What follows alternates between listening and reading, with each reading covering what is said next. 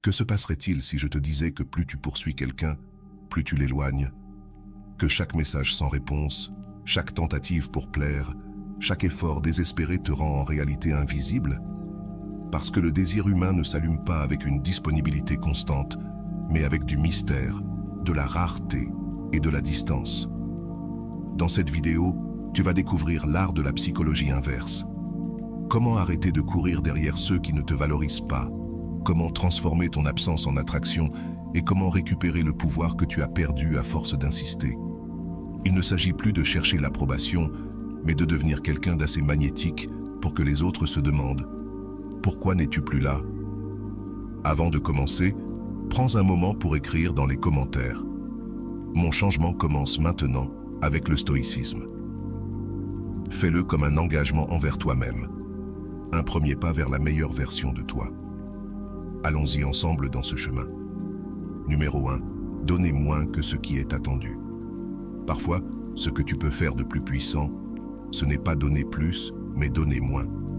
Parce que l'excès de disponibilité, d'attention immédiate, d'enthousiasme débordant, érode la valeur de ta présence. Quand quelqu'un reçoit toujours ce qu'il attend, son esprit se relâche, son intérêt diminue et ta valeur se dilue dans la routine. Mais lorsque tu agis avec subtilité, que tu donnes moins que prévu, que tu laisses un peu d'espace vide dans la conversation, dans ta réaction, dans ton énergie, quelque chose change. L'autre personne, sans savoir pourquoi, commence à se sentir intriguée. Et cette intrigue est plus puissante que n'importe quel mot. Il ne s'agit pas d'être froid ou de punir avec le silence, mais de briser le schéma de prévisibilité. L'être humain est conçu pour rechercher ce qu'il ne comprend pas entièrement, ce qui échappe, ce qui ne se donne pas facilement. Quand quelqu'un sait toujours comment tu vas réagir, quand tu vas écrire, combien tu vas donner, il perd l'incitation à te découvrir. Mais si tu commences à agir stratégiquement, si tu limites tes gestes, si tu choisis tes mots avec soin, tu crées une tension émotionnelle qui te rend magnétique. Parce qu'à présent, tu n'es pas entièrement accessible, tu es là, mais avec mesure. Et cela dans une époque de surabondance est fascinant. La psychologie l'explique clairement. La curiosité naît de l'incertitude, pas de l'évidence, pas de la répétition, de ce qui n'est pas tout à fait connu, de ce qui est pressenti, mais pas confirmé. C'est cela qui maintient le désir vivant. Lorsque tu donnes moins que ce que l'autre attend, tu ne fermes pas une porte, tu laisses entrouverte une fenêtre. Une fenêtre par laquelle s'infiltre le doute, l'imagination, le désir. Et cela active dans son esprit un mécanisme subtil mais puissant. Le besoin de te comprendre, d'avoir plus de toi, de te conquérir. Fais l'essai. La prochaine fois que tu reçois un message, ne réponds pas immédiatement. Laisse le temps créer de l'attente, non pas par arrogance, mais par intelligence émotionnelle. Ne te surexplique pas. Ne te force pas à remplir tous les silences. Parfois, une réponse courte, un sourire discret, un regard qui ne révèle pas tout, a plus d'impact qu'un discours entier. Il ne s'agit pas de jouer avec les sentiments des autres, mais d'arrêter de donner les tiens sans réflexion. Quand tu réduis ton enthousiasme, quand tu donnes juste ce qu'il faut, l'autre commence à se demander « Que se passe-t-il? Est-il en colère? Est-il occupé? Ne m'aime-t-il plus ?» Et c'est cette question sans réponse qui ouvre la porte au désir. Parce qu'à ce moment-là, tu n'es pas un livre ouvert, tu es une énigme, un défi émotionnel. Et l'être humain, par nature, aime les défis. Plus tu es accessible, moins tu suscites d'intérêt. Plus tu te réserves, plus tu es recherché. Cela ne signifie pas fermer ton cœur, mais le gouverner. Cela signifie que tout le monde ne mérite pas 100% de ton énergie dès le départ. Que l'attention est un privilège, pas une obligation. Et si tu sais la doser, tu peux changer la dynamique de n'importe quelle relation. Ne te précipite pas à tout dévoiler. Ne sois pas pressé de donner ta meilleure version. Garde quelque chose pour plus tard, car ce qui est donné immédiatement est consommé rapidement. Mais ce qui est donné avec intelligence reste. Tu verras que peu à peu, l'autre personne commencera à investir plus dans la conversation, à chercher ton attention avec plus d'efforts, à te valoriser davantage. Parce qu'à présent, ce qui était sûr devient incertain. Et dans cette incertitude naît une nouvelle forme d'attraction, une forme qui ne nécessite pas d'explication, de preuves ou de mots doux. Une forme qui coule simplement parce que le mystère a remplacé la routine. Donner moins, ce n'est pas soustraire, c'est multiplier ta valeur perçue. C'est créer un espace émotionnel où l'autre doit travailler pour toi. Et ce travail, cet effort, est ce qui transforme la perception. Parce que personne ne valorise ce qu'il obtient sans effort. Mais ce qui coûte, ce qui doit être conquis, ce qui échappe un peu, cela devient inoubliable. Et tu mérites d'être inoubliable. Pas par insistance, mais par présence contrôlée, grâce à l'art de donner moins et de laisser l'autre en vouloir plus. Numéro 2, le pouvoir du silence. Parfois, ce que tu peux dire de plus puissant, c'est rien. Parce que le silence, lorsqu'il est stratégique, ne signifie pas passivité, il signifie maîtrise. Dans un monde où tout le monde court pour s'expliquer, se défendre, justifier chaque décision, celui qui se tait devient un énigma. Et l'énigme a toujours plus de pouvoir que l'explication. Avant de continuer, si tu n'es pas encore abonné à ma chaîne YouTube, je t'invite à le faire dès maintenant. En t'abonnant, tu seras informé de toutes mes nouvelles vidéos, ce qui te permettra de ne rien manquer de contenu précieux. Parler trop révèle tes insécurités, tes doutes, tes vides. Mais le silence, en revanche, communique quelque chose de beaucoup plus profond. Tu n'as pas besoin de convaincre qui que ce soit pour être sûr de qui tu es. Chaque fois que tu ressens l'urgence d'éclaircir ce que tu as fait, de justifier pourquoi tu t'es éloigné, de donner des détails que personne n'a demandé, demande-toi, est-ce que je le fais par besoin ou par stratégie? Parce que la plupart du temps, quand tu parles trop, tu cherches à obtenir l'approbation déguisée en dialogue. Et ce besoin, bien que tu ne le nommes pas, se ressent. L'autre personne le perçoit et sait que tu essaies de remplir un vide avec des mots qui, au fond, veulent une seule chose, ne pas perdre le contrôle. Mais quand tu choisis le silence, quelque chose change. Tu n'es plus dans un mode de réaction, tu es dans un mode d'observation. Et cela intimide, parce que celui qui se tait ne se dévoile pas, celui qui garde le silence ne dévoile pas ses cartes. L'autre commence à se demander « Qu'est-ce que tu penses? Comment tu te sens? Que signifie ton absence de réponse ?» Et c'est dans ce mystère que se crée une tension puissante. Parce que le silence bien utilisé ne repousse pas, il attire, intrigue, amène l'autre à réfléchir, à imaginer, à projeter. La science le confirme. La psychologie du silence montre que les personnes qui parlent peu mais avec intention sont perçues comme plus fortes, plus respectées, plus sûres d'elles. Non pas parce qu'elles ont toutes les réponses, mais parce qu'elles n'ont pas besoin de prouver quoi que ce soit. Le silence est une forme de communication qui ne cherche pas à être comprise, mais à être ressentie. Et lorsque quelqu'un le ressent, il comprend qu'il est face à une personne qui ne joue pas à perdre son équilibre pour un impulsif émotionnel. Affronte cette discussion qui chauffe, ce moment où tu crierais normalement, où tu réclamerais, où tu exigerais. Reste silencieux, respire, observe, laisse l'autre révéler son caractère pendant que tu protèges le tien. Ne réponds pas immédiatement. Ne rédige pas ce long message explicatif. Ne lance pas cette pique. Reste dans le silence, car c'est dans cette pause que se construit ton pouvoir. Peu à peu, les autres le remarqueront. Tu deviendras imprévisible, imposant, non pas parce que tu intimides, mais parce que tu ne tombes pas dans le jeu du drame. Parfois, ton silence dit « Cela ne m'affecte pas ». D'autres fois, il dit « Je n'ai pas besoin de te convaincre ». Mais il dit toujours « J'ai le contrôle sur moi ». Et ce contrôle est ce qui est le plus respecté. Parce qu'un monde où tout le monde veut avoir le dernier mot, tu choisis l'impact de ne rien dire. Le silence n'est pas de l'indifférence, c'est de la présence contenue. C'est de la force qui n'a pas besoin de montrer de muscles. C'est une déclaration qui n'utilise pas de voix, mais du caractère. Le meilleur du silence, c'est qu'il transforme la dynamique. L'autre commence à penser plus à ce que tu pourrais dire. Il interprète, analyse, ressent. Et ce processus intérieur vaut plus que n'importe quel discours que tu aurais pu prononcer. Tu cesses d'être celui qui supplie pour être compris, et tu deviens celui qui se laisse comprendre depuis la tranquillité, depuis une position qui dit « Je sais qui je suis, je n'ai pas besoin d'expliquer ». Tu n'as pas besoin de disparaître. Il suffit d'apprendre à ne pas réagir tout le temps. Parfois, être là sans répondre est déjà suffisant pour envoyer le bon message.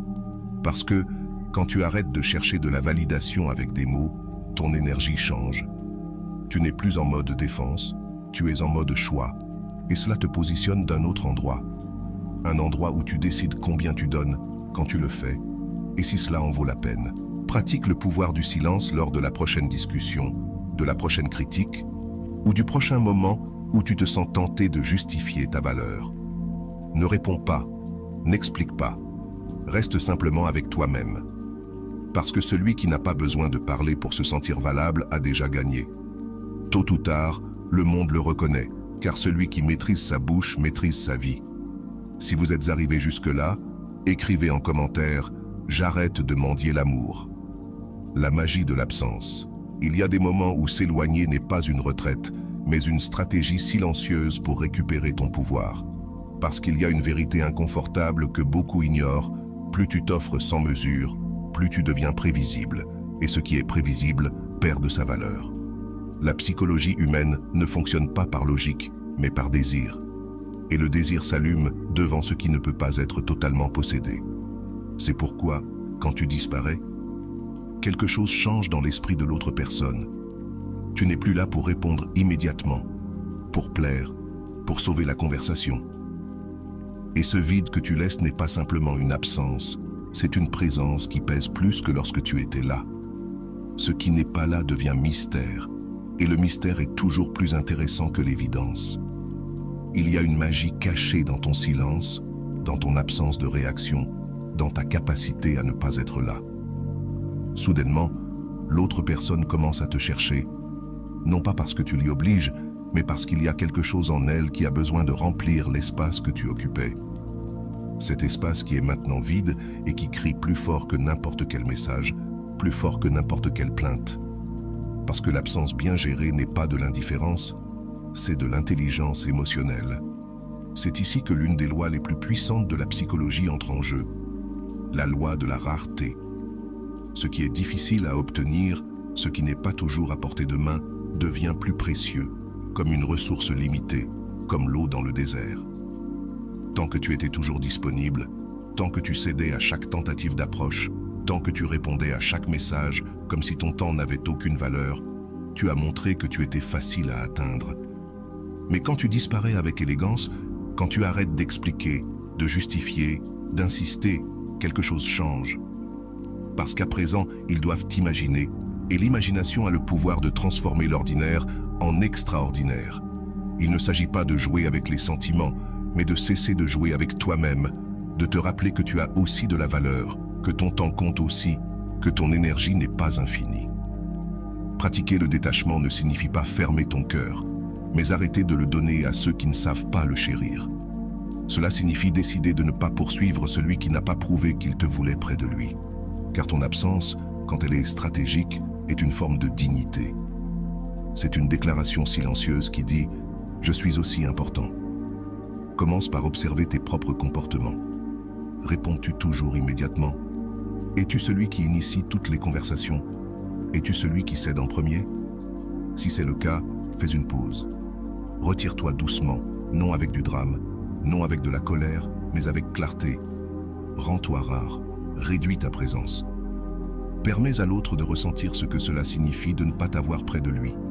Et oui, au début, cela sera inconfortable.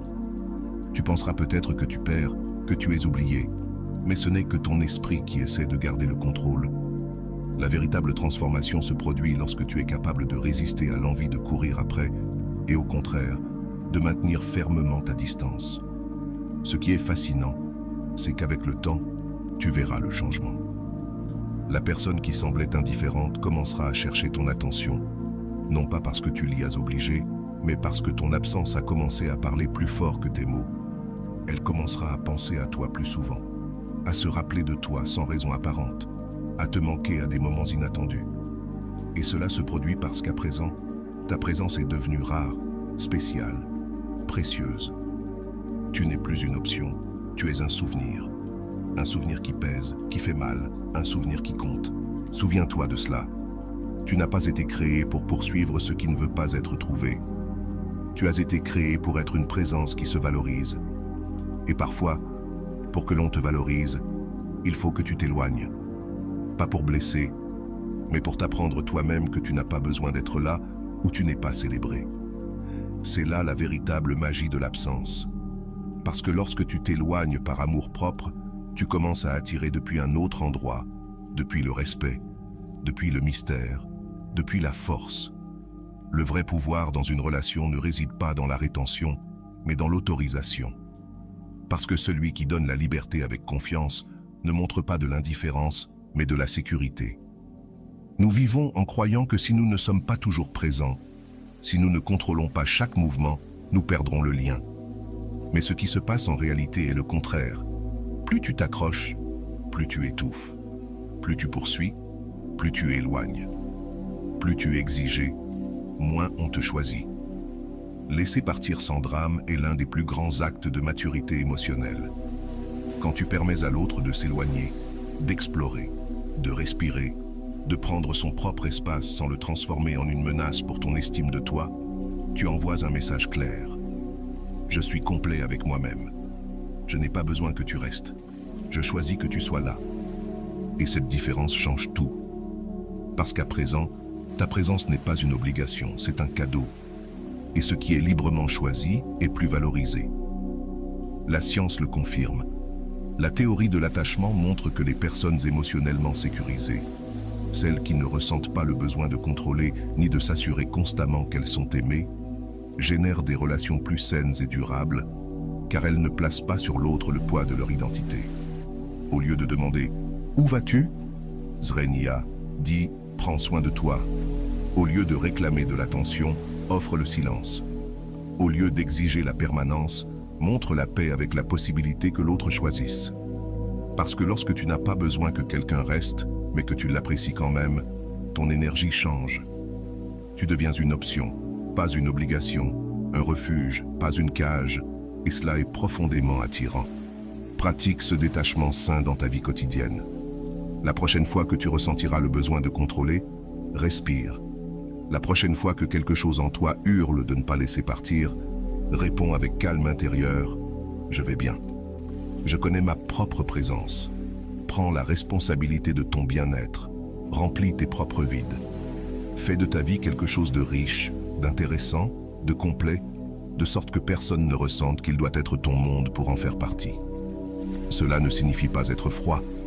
Cela signifie avoir ses racines. Tu verras comment l'autre commence à te regarder différemment. Tu n'es plus celui qui a besoin de validation constante. Tu es celui qui offre la paix, celui qui ne court après personne, mais qui est toujours prêt à partager. Celui qui n'a pas besoin de forcer des liens, parce qu'il comprend que les véritables connexions se construisent depuis la liberté, pas depuis la pression. Les gens restent là où ils se sentent libres, pas là où ils se sentent emprisonnés.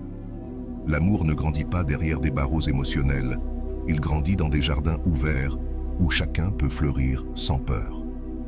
Lorsque tu laisses l'autre respirer, tu te donnes aussi la possibilité de grandir, de guérir, de te retrouver. Tu arrêtes de mesurer ta valeur par combien on te cherche, par combien de messages tu reçois, par combien de fois on te choisit, et tu commences à te concentrer sur ce qui compte vraiment. Comment tu te choisis, comment tu te parles, comment tu te soignes, comment tu t'enrichis émotionnellement. Et cela, ironiquement, te rend encore plus attirant, car tu projettes quelque chose que peu de gens ont, la paix intérieure. Et alors, il se passe l'inattendu. Cette personne qui semblait s'éloigner, distraite, qui ne répondait pas comme tu l'attendais, commence à te remarquer davantage. Pas parce que tu insistes, mais parce que tu as cessé de le faire. Parce que lorsque quelqu'un se rend compte qu'il n'a pas besoin de toi, il commence à se demander pourquoi. Et cette curiosité devient de l'admiration. Parce que le détachement n'est pas de la froideur, c'est la façon la plus claire de dire « j'ai aussi une vie et tu n'es pas mon centre ». Numéro 5, déstabiliser l'ego pour créer de l'attraction. Lorsque tu mets quelqu'un sur un piédestal, tu te mets toi-même en dessous sans t'en rendre compte. Le problème n'est pas d'aimer ou de montrer de l'affection. Le problème, c'est de le faire par besoin, par urgence, par peur de perdre. Et c'est là que l'ego de l'autre se renforce, tandis que le tien se dilue. Parce que si tu es toujours disponible, si tu fais constamment des éloges, si tu montres sans cesse combien tu tiens à cette personne sans recevoir la même chose en retour, l'équilibre est brisé. Ce qui au départ semblait être une connexion se transforme en domination émotionnelle. Mais il existe une façon subtile, presque imperceptible, d'inverser cette dynamique. Faire en sorte que l'autre personne remette en question son importance dans ta vie, non par mépris, mais par absence sélective, par changement de priorité, par silence stratégique. Parce que lorsque quelqu'un qui était habitué à avoir ton attention sans effort remarque que tu n'es plus pareil, que tu ne réponds plus comme avant, que tu ne tournes plus autour de lui, quelque chose en lui s'agite. Il ne comprend pas ce qui s'est passé, il se demande s'il a fait quelque chose de mal, il s'inquiète. Et ce petit tremblement dans son ego est le début d'une nouvelle attraction. La psychologie est claire là-dessus.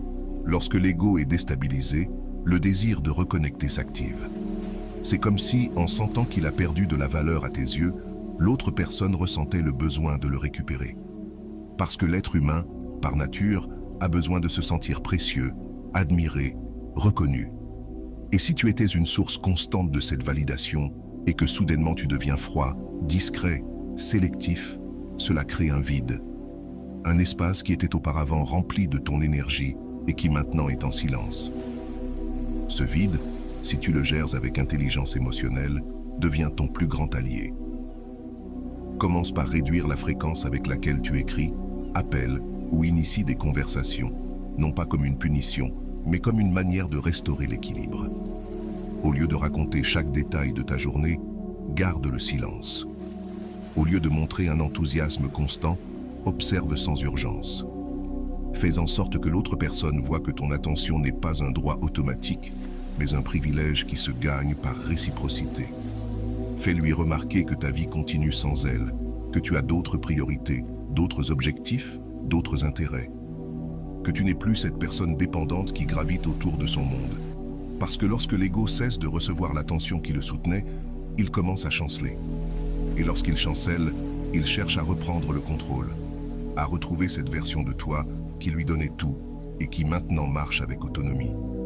Ce qui est fascinant dans ce processus, c'est que lorsque c'est fait correctement, cela ne nécessite pas de mots. Il n'est pas nécessaire de dire « tu ne comptes plus autant pour moi ». Il suffit d'agir différemment, de ne pas courir lorsqu'il appelle, de ne pas répondre immédiatement, de ne pas montrer de l'anxiété à l'idée de retenir la personne. Parce que dans ce calme, dans ce nouveau rythme, dans cette apparente indifférence, il y a un message puissant. Tu n'es plus le centre de mon monde. Et lorsque l'autre personne ressent cela, elle commence à chercher, à tester, à envoyer des signaux. Parce que maintenant, elle se demande si elle t'a perdu, si tu es avec quelqu'un d'autre, si tu ressens encore la même chose. Et ce doute, ce coup porté à l'ego, peut devenir le déclencheur d'un nouvel intérêt, d'une nouvelle attraction. Parce qu'à présent, tu es le mystère. Tu es celui qui n'a pas besoin de l'autre. Tu es celui qui, sans le dire, met des limites. Ce n'est pas de la manipulation, c'est de l'intelligence émotionnelle. C'est récupérer ta place sans avoir à détruire l'autre. C'est dire par tes actions, je vaux aussi, je choisis aussi, je sais aussi avancer. Et à partir de là, tout change. La relation s'équilibre, le respect revient, l'intérêt se renouvelle. Numéro 6. Disparaître stratégiquement. Il y a des moments où disparaître n'est pas un acte de distance, mais une déclaration de valeur. Lorsque quelqu'un commence à te chercher, à te prêter plus d'attention, à être plus présent, c'est précisément à ce moment-là que se retirer avec élégance crée le plus grand impact émotionnel. Parce que ce qui disparaît au point culminant de l'intérêt ne s'oublie pas, ça reste dans l'esprit, ça devient une obsession douce. Tu n'es pas en train de fuir. Tu montres que ta présence n'est pas garantie, que tu n'es pas disponible par défaut, que s'ils veulent te garder, ils devront le mériter. C'est une stratégie silencieuse mais dévastatrice. Juste au moment où l'autre personne commence à penser qu'elle a ton attention assurée, tu pars. Tu t'éloignes sans bruit, sans explication, sans avoir besoin de faire remarquer ton départ. Et dans ce vide que tu laisses, commence à croître une tension émotionnelle que même toi tu ne pourrais pas créer avec des mots. Parce que l'esprit humain est conçu pour valoriser ce qui est en danger de se perdre. Et toi, en t'éloignant au moment le plus inattendu, tu deviens cette perte incertaine qui fait plus mal qu'une absence explicite. Ce n'est pas de la vengeance ni du châtiment émotionnel, c'est du repositionnement. C'est un rappel tacite que tu n'es pas là par habitude, que ta présence a des conditions, que ton énergie n'est pas une ressource infinie que les autres peuvent utiliser quand cela les arrange. Ce genre de disparition ne nécessite pas d'explication. Tu n'as pas besoin de dire « je me suis éloigné parce que, Zrenia », il suffit de le faire. Laisse l'autre sentir ce que cela signifie que tu ne sois plus là. Et cela fait mal, parce qu'avant tu étais partout, et maintenant, soudainement, tu n'es plus nulle part. La science le confirme. La théorie de l'incertitude affirme que ce que l'on ne peut pas avoir avec certitude génère plus de désir que ce qui est toujours disponible. Ce qui est difficile à obtenir devient une quête, ce qui est inatteignable devient fascinant. Ta distance stratégique n'est pas de l'indifférence, c'est du magnétisme pur. Parce qu'à présent, il t'imagine, il te manque, il te réinterprète, il se demande si tu les as perdus ou si tu es simplement en train de changer. Et ce doute, cette incertitude, les oblige à se regarder eux-mêmes, à se demander ce qu'ils ont fait, ce qu'ils ont laissé faire, ce qui a causé ton éloignement. Fais-le avec classe, pas avec colère. Ne t'en vas pas en frappant des portes émotionnelles. Retire-toi simplement. Ralentis le rythme, arrête d'écrire en premier, arrête d'être aussi disponible. Ne réponds pas immédiatement à tout. Change le pattern. Parce que lorsque tu brises la routine de l'attention constante, le système émotionnel de l'autre personne se met en alerte. Et là commence le véritable jeu. Tu n'es plus une constante, tu deviens une variable, et tout ce qui n'est pas constant devient intéressant. Commence par identifier ce moment clé. Peut-être après une longue conversation ou juste après qu'on t'ait demandé un peu de ton temps. Peut-être que lorsque tu remarques que son attention augmente, qu'elle commence à investir davantage en toi, c'est là que tu dois disparaître. Pas par orgueil, mais par sagesse. Pas pour faire du mal, mais pour rétablir l'équilibre.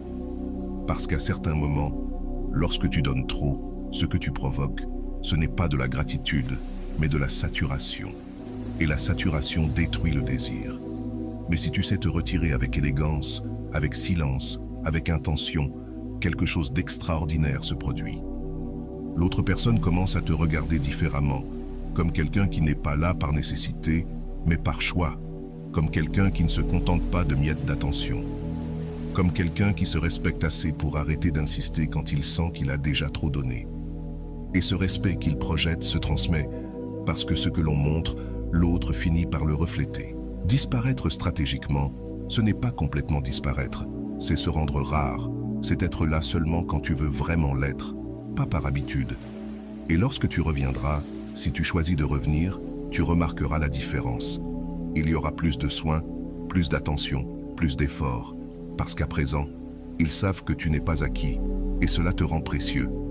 Que l'autre comprenne, que l'autre approuve, que l'autre ne se fâche. Mais depuis quand as-tu besoin de la permission pour vivre ta vérité? La nécessité de te justifier naît de la peur de ne pas être accepté, du désir profond d'éviter le conflit, de maintenir une image de personne bien devant tout le monde. Mais dans cette tentative de plaire, tu es en train de te trahir. Car celui qui se justifie constamment dit au monde « Je ne suis pas sûr de ce que j'ai fait, j'ai besoin que tu me valides ». Et quand cela se produit, tu cesses d'inspirer du respect. Tu deviens prévisible, manipulable, facile à lire, facile à contrôler. Une personne qui agit avec clarté intérieure n'explique pas ses pas, non pas parce qu'elle a quelque chose à cacher, mais parce qu'elle n'a rien à prouver. Ses décisions sont le fruit de la réflexion, non des impulsions. C'est pourquoi elle ne s'expose pas à un examen inutile, car elle comprend que ce qui est authentique n'a pas besoin d'être défendu, que celui qui te respecte réellement ne demande pas d'explications constantes, et que celui qui doit tout justifier finit par se détruire émotionnellement. La psychologie le confirme. Les personnes qui agissent avec authenticité, sans avoir besoin de justifier chaque mouvement, sont perçues comme plus sûres, plus admirables, plus fiables, car elles transmettent une cohérence intérieure, une fermeté. Et cela, dans un monde où la majorité cherche l'approbation, devient magnétique. Le silence, lorsqu'il est le fruit de la sécurité, pèse plus que n'importe quel argument, et une réponse ferme, sans fioriture ni détour, impacte plus qu'un discours entier. Fais l'essai. La prochaine fois que quelqu'un remet en question une de tes décisions, réponds sans te justifier, Sois clair, sois bref. Je l'ai décidé ainsi. C'est ce que je veux. Je ne trouve pas cela nécessaire. Rien de plus. Ne rentre pas dans des explications inutiles. Ne t'excuse pas de t'avoir choisi, car chaque fois que tu le fais, tu envoies le message que tu n'es pas suffisant si tu n'es pas compris. Et cela, avec le temps, détruit ton estime de toi. Parfois, le silence face à une question intrusive est plus puissant que n'importe quelle longue explication. Parfois, un « je préfère ne pas en parler » est la déclaration la plus percutante de pouvoir personnel. Tu n'as pas besoin de convaincre qui que ce soit pour qu'il respecte ton chemin. Tu n'as qu'à le suivre avec fermeté, car celui qui s'arrête pour expliquer chaque étape perd sa force, son rythme, son respect. Ne pas te justifier ne signifie pas être impoli, cela signifie être ferme. Ce n'est pas rejeter le dialogue, c'est choisir avec qui et quand parler. Cela signifie que ton énergie n'est pas disponible pour n'importe qui, que ton histoire n'est pas ouverte aux interprétations des autres, que tes limites ne sont pas négociées avec des arguments, mais avec des décisions. Lorsque tu cesses de te justifier, tu verras que les gens te regardent différemment. Certains s'éloigneront parce qu'ils ne peuvent plus te manipuler émotionnellement. Mais ceux qui resteront le feront avec respect, car ils comprendront que tu ne cherches pas l'approbation, mais une connexion réelle. Et la véritable connexion se trouve entre des personnes qui s'acceptent mutuellement, sans avoir besoin de convaincre l'autre à chaque non, sans expliquer pourquoi. Chaque fois que tu prends de la distance sans te justifier, chaque fois que tu fais quelque chose pour toi sans demander la permission, tu renforces ton identité. Et c'est là que réside le véritable pouvoir. Agir depuis la cohérence, non depuis la peur. Choisir le silence ferme au lieu de la justification désespérée et faire confiance à ceux qui te valorisent réellement, sans avoir besoin de tout expliquer. Tu n'as pas besoin d'être compris par tous. Tu as juste besoin de te comprendre toi-même. Car lorsque tu es clair avec ce que tu fais, ce que tu ressens et ce que tu choisis, il n'y a aucune pression extérieure qui puisse te faire vaciller. Et au final, c'est ce qui te transforme en quelqu'un de respecté, admiré et surtout libre. Être complet sans l'autre personne, cela ne signifie pas que tu ne l'apprécies pas. Cela signifie que tu ne laisses pas ta propre valeur dépendre de sa présence. Tu peux aimer, partager, mais depuis la plénitude, non depuis le vide. Car lorsque quelqu'un sent que tu dépendes émotionnellement de sa présence, quelque chose dans la dynamique change. Tu cesses d'être une option, tu deviens une nécessité. Et ce qui est nécessaire épuise, ce qui est autonome attire. Beaucoup commettent l'erreur de penser que pour garder quelqu'un près de soi, il faut prouver à quel point on a besoin de lui. Que si on ne l'appelle pas, on le perd. Que si on ne le cherche pas, il part. Mais c'est tout le contraire. Plus tu te dévoues à quelqu'un, plus tu te dissous à ses yeux.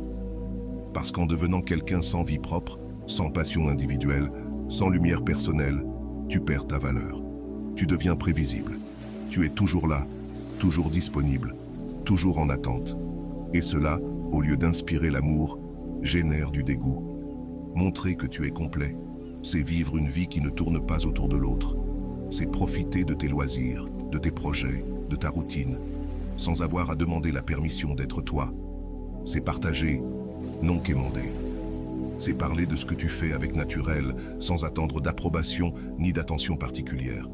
C'est pouvoir dire « Aujourd'hui, j'étais occupé à grandir, à apprendre, à profiter.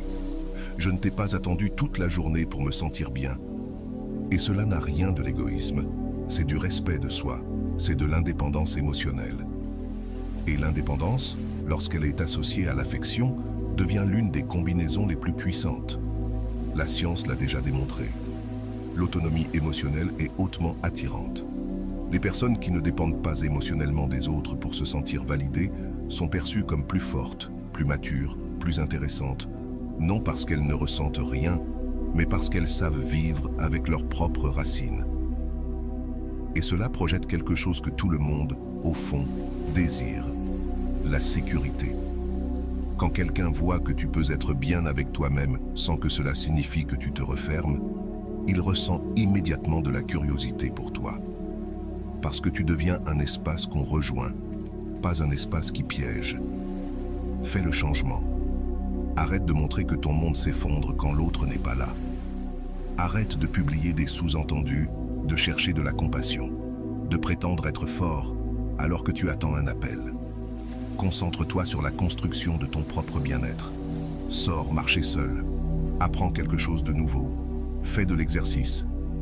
Entoure-toi de gens qui te nourrissent, non pour oublier, mais pour t'élargir, pour montrer que tu existes aussi au-delà de cette personne, qu'il existe une vie à toi qui ne reste pas en pause en attendant d'être aimée. Et lorsque tu partages quelque chose, fais-le sans fanfaronnade, sans intention de provoquer. Fais-le comme quelqu'un qui vit simplement, qui est centré, car c'est cela qui impacte réellement. Tu n'as pas besoin de montrer que tu vas mieux sans l'autre. Tu dois vraiment être bien, car quand tu es complet, l'autre le ressent. Il sent qu'il ne peut plus te manipuler, qu'il ne peut plus te conditionner, qu'il ne peut pas jouer avec ton besoin. Et cela, même si cela déstabilise au début, génère un profond respect. Tu verras le changement. L'autre personne cessera de te voir comme une personne faible, dépendante, toujours disponible.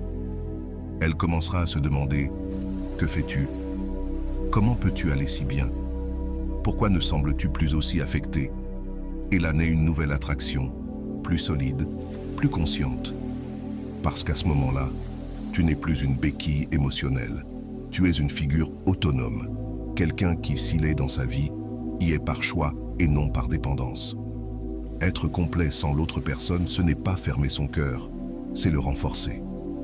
Ce n'est pas couper des liens, c'est créer ses propres racines.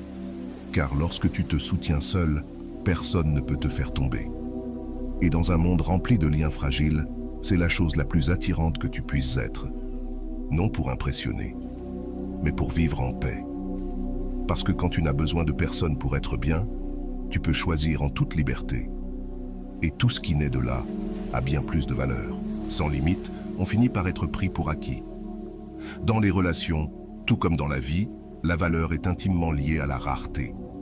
Non pas parce que tu te caches, mais parce que tu choisis quand, comment et avec qui tu te partages. Être rare, ce n'est pas disparaître, c'est devenir mémorable. C'est laisser une marque quand tu es là et un vide quand tu n'es pas là. Quand tu es disponible pour tout, quand tu réponds à chaque message en quelques secondes, quand tu assistes à chaque rencontre, même fatigué, ce que tu dis sans t'en rendre compte, c'est que ton temps n'a pas de valeur. Tu n'as pas de priorité propre. N'importe qui peut accéder à toi avec un minimum d'effort. Et ça, même si ça semble généreux, ne crée pas du respect. Ce que cela génère, c'est de la saturation. Car tout ce qui est offert sans filtre devient commun, et personne ne veut du commun. Tout le monde désire ce qui se distingue, ce qui impacte, ce qui se souvient. L'esprit humain fonctionne avec un biais très clair. Il valorise ce qui est rare. La théorie de la rareté le démontre encore et encore. Quand quelque chose est difficile à obtenir, on le désire davantage. Quand quelque chose n'est pas toujours présent, on le recherche. Quand quelqu'un apparaît avec force, mais pas fréquemment, il reste dans la mémoire plus longtemps que celui qui est toujours là, sans marquer la différence. Ainsi fonctionne le désir. Il ne se construit pas par une présence continue, mais par un impact dosé. Commence par valoriser ton temps. Ne réponds pas à tout immédiatement. Ne te sens pas coupable de ne pas être toujours disponible. Apprends à garder le silence, à prendre de la distance, à choisir quand être là, non pas comme un jeu, mais comme un acte de respect envers toi-même. Quand tu fais de ton attention une ressource limitée, les autres commencent à la percevoir comme quelque chose de précieux, car ils savent que tu ne la donnes pas par routine, mais par choix. Fais de chaque rencontre quelque chose qui laisse une trace. Sois mémorable, non pas parce que tu donnes excessivement, mais parce que tu donnes avec intention. Que quand tu parles, ce soit ressenti. Que quand tu écoutes, ce soit profond. Que quand tu partages, ce soit significatif. Car ce qui se souvient n'est pas ce qui abonde, mais ce qui touche. Et cela ne se réussit pas en étant là tout le temps, mais en étant là au moment juste, de la manière juste. Être rare, c'est aussi protéger ton énergie. Tout le monde ne mérite pas la même version de toi. Tout le monde ne doit pas avoir accès à ton monde émotionnel, à ton temps, à ton attention. Ton cercle ne se mesure pas en quantité, mais en qualité. Et si tu veux être perçu comme quelqu'un de précieux, commence par agir comme tel. Que ta présence soit un cadeau, pas un produit en solde. que tout le monde ne puisse pas te prédire, que personne ne te prenne pour acquis. Quand tu feras cela, tu verras un changement immédiat. Les personnes qui ne valorisaient pas ta présence commenceront à la manquer. Elles voudront savoir de toi, chercheront ton attention, tenteront de se reconnecter. Non pas parce que tu les manipules, mais parce qu'elles comprennent maintenant que tu n'es pas toujours disponible, que tu choisis, que tu te protèges. Et ce changement de perception transforme la dynamique de toute relation. Tu n'es plus juste quelqu'un, tu deviens quelqu'un qui laisse une trace, car tu n'as pas donné pour donner, tu n'as pas été là pour être là. Tu as choisi quand et comment apparaître. Cela génère du respect, du désir, de l'admiration. Et, ce qui est le plus important, cela te donne la paix. Car tu ne cours après personne, tu ne quémandes pas d'espace, tu ne te fatigues pas pour de l'attention. Tu as le contrôle de toi, et depuis cet endroit, tout le reste coule naturellement. Souviens-toi que cela ne concerne pas disparaître, mais être stratégique. Il ne s'agit pas de jouer avec les autres, mais de prendre soin de toi. Parce que quand tu comprends ta valeur, tu cesses de te donner gratuitement. Et quand tu cesses de te donner gratuitement, les autres commencent à te voir pour ce que tu es. Quelqu'un de précieux, quelqu'un de différent, quelqu'un d'inoubliable. Et dans un monde où tout le monde crie pour de l'attention, c'est ton plus grand atout. Ne sois pas toujours là, mais quand tu es là, que personne ne puisse t'oublier. Sois imprévisible et maîtrise le rythme. Quand tu places quelqu'un sur un piédestal, tu te places toi-même en dessous sans t'en rendre compte. Le problème n'est pas d'aimer, de montrer de l'affection. Le problème est de le faire par nécessité, par urgence, par peur de perdre. C'est là que l'ego de l'autre s'élève tandis que le tien se dissout. Car si tu es toujours disponible, si tu complimentes toujours, si tu montres constamment combien tu tiens à lui sans recevoir la même chose en retour, l'équilibre est rompu. Ce qui semblait être une connexion se transforme en domination émotionnelle. Mais il existe une manière subtile, presque imperceptible, d'inverser cette dynamique. Faire en sorte que l'autre personne se demande quelle est sa place dans ta vie, non pas par mépris, mais par une absence sélective, par un changement de priorité, par un silence stratégique. Quand quelqu'un qui était habitué à avoir ton attention sans effort remarquera que tu n'es plus là comme avant, qu'il n'y a plus de réponse immédiate, que tu n'es plus autour de lui, quelque chose en lui se réveille. Il ne comprend pas ce qui se passe, il se demande s'il a fait quelque chose de mal, il se sent perturbé. Et ce petit tremblement dans son ego est le début d'une nouvelle attraction. La psychologie est claire à ce sujet. Lorsque l'ego se déstabilise, le désir de se reconnecter se réveille. C'est comme si, en sentant qu'il a perdu de la valeur à tes yeux, l'autre personne ressentait le besoin de le retrouver. Car l'être humain, par nature, a besoin de se sentir précieux, admiré, reconnu. Et si tu étais une source constante de cette validation, puis que soudainement tu deviens froid, discret, sélectif, il y a un vide, un espace qui était rempli de ton énergie et qui maintenant est silencieux. Ce vide, si tu le gères avec intelligence émotionnelle, devient ton plus grand allié. Commence par réduire la fréquence avec laquelle tu écris, appelle ou engage des conversations. Pas comme une punition, mais comme un moyen de restaurer l'équilibre. Au lieu de tout raconter, gardez le silence. Au lieu de montrer un enthousiasme constant, observez sans urgence. Fais comprendre à l'autre personne que ton attention n'est pas un droit automatique, mais un privilège qui se mérite par la réciprocité. Fais-lui comprendre que ta vie continue sans elle, que tu as d'autres priorités, d'autres intérêts, que tu n'es plus cet être dépendant qui gravitait autour de son monde. Car quand l'ego cesse de recevoir l'aliment qui le nourrissait, il commence à vaciller. Et quand il vacille, il cherche à récupérer le contrôle. Il cherche à retrouver cette version de toi qui donnait tout et qui maintenant marche avec autonomie.